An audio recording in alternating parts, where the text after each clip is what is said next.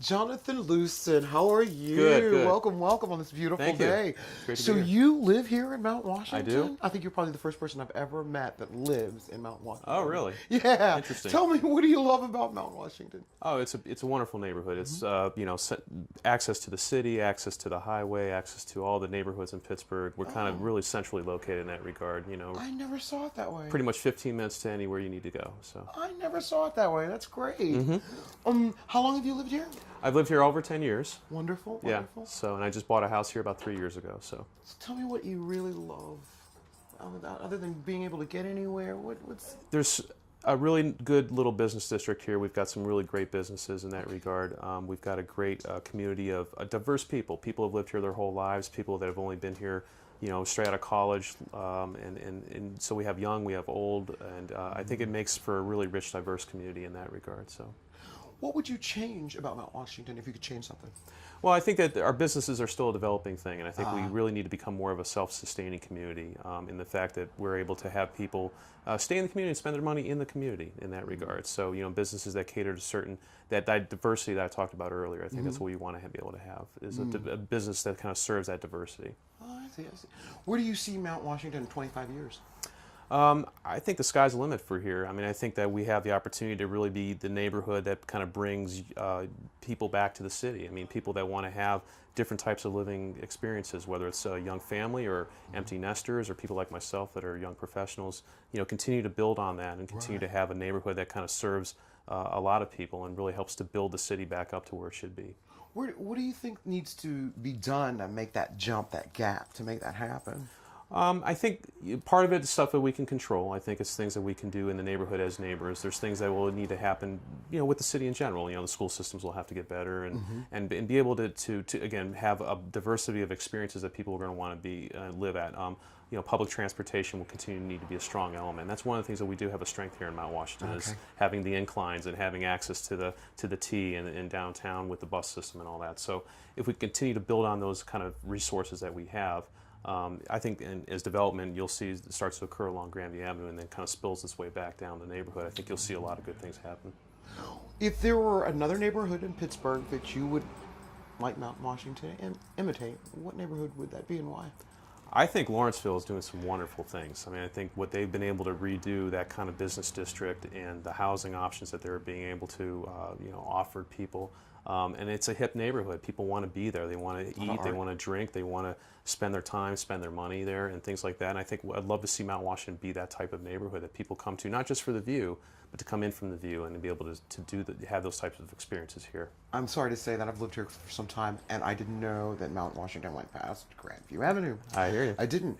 How would you take someone like me who has lived here and get me to understand that this is not where it ends? This might be the beginning, but it's not where it ends. That it goes further back. What would you? I think we've got to find something that you're interested in. I think we've got to find whether it's a really interesting vintage clothing shop or if it's a type of an experience that you want to have at a restaurant.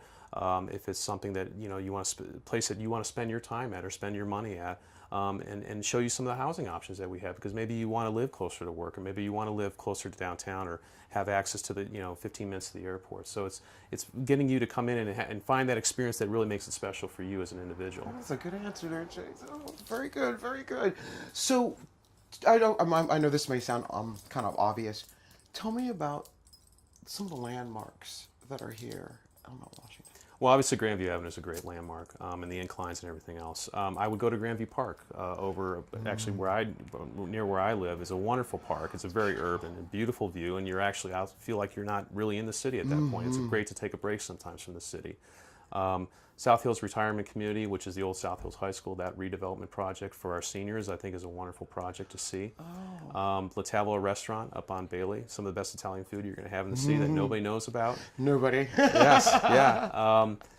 Keep moving forward. I think there's a lot. We have a pool down, on Virginia Avenue. We have Chatham Village, which was one of the top 100 development projects of the 20th century, right in our backyard, and nobody ever knows about it. I didn't know that. Absolutely, it's an art. I didn't even know you had a pool. It was actually done by my architecture firm that I work for, Okay. IKM Incorporated downtown. But it's a wonderful project, and again, there's just some really interesting homes in the area that you can find, and great places to walk, and we have Olympia Park has softball and They have a dog park down there now. So I mean, there's a lot of interesting places to go as a resident. And then our business districts again, Shiloh Grill and Redbeards and our new bakery and things along those lines. I think that, we're starting to make the offerings that make it an interesting place to spend a day. All right. So you're an architect? I am. Alrighty. I love that. I love it. So when you bought your home, was it the way you wanted it, or did you change it, or? It pretty much had the bones of what I wanted, being a single person and a bachelor. So I've done some things to it, put in some new bathroom, new flooring, things along those lines. But it gave me the opportunity to do that. The house is a really strong, sturdy house, and I'm working on other projects, and it gives me something to kind of work on as I kind of grow as a professional moving forward. So you find that kind of typical here in Absolutely. Washington, that the houses are very strong, and you can.